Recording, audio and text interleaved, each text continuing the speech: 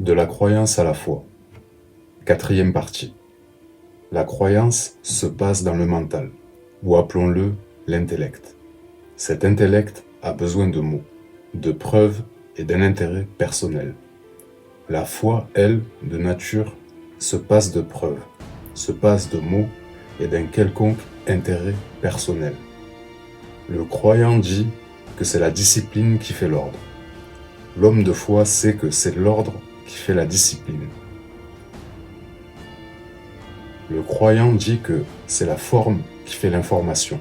L'homme de foi sait que c'est l'information qui fait la forme, et bénit toute chose par sa parole. L'intellect, le croyant, dit que tu dois être érudit et respecter les 5 piliers pour espérer entrer au paradis.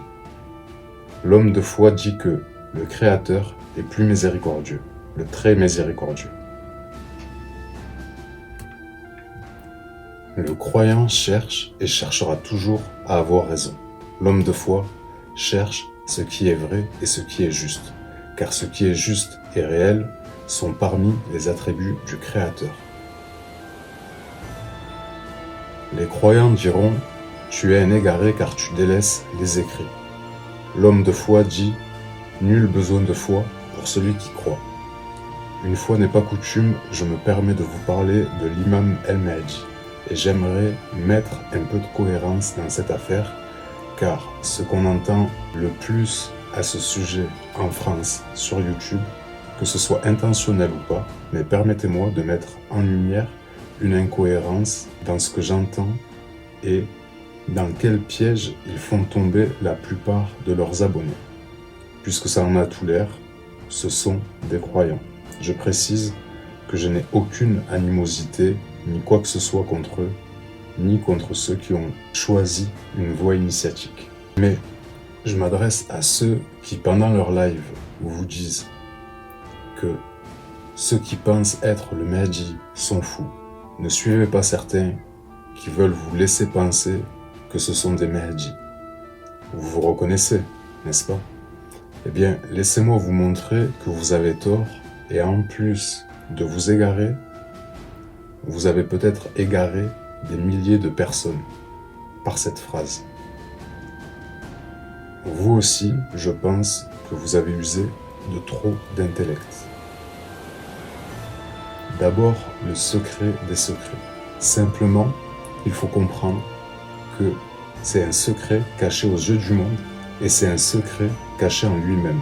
C'est-à-dire que c'est comme si, que pour l'imam El-Mahdi, il y a une difficulté en plus que pour le reste du monde, sauf pour les 313, qui eux feront allégeance au Mahdi, une allégeance de foi, car lui-même n'acceptera pas le titre avant l'engloutissement, d'où l'acte de foi des 313, et le fait que l'imam reste caché tout ce temps.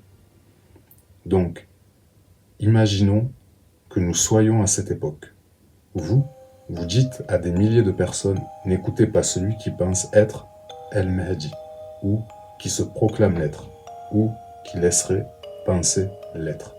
Mais dites-moi, faites-vous partie des 313? Si je pensais comme vous, je dirais que vous essayez de faire penser que vous en êtes. Comprenez ceci, El-Mahdi est un cherchant parmi les cherchants.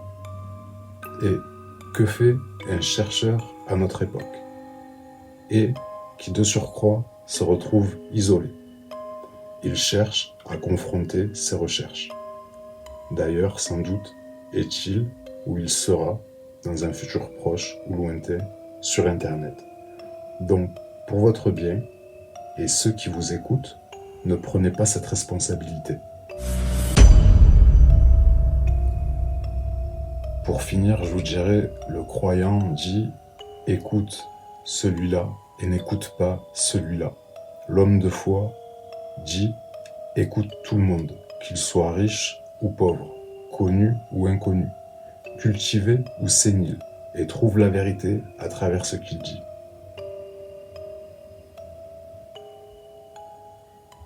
Je vous remercie de m'avoir écouté. À bientôt.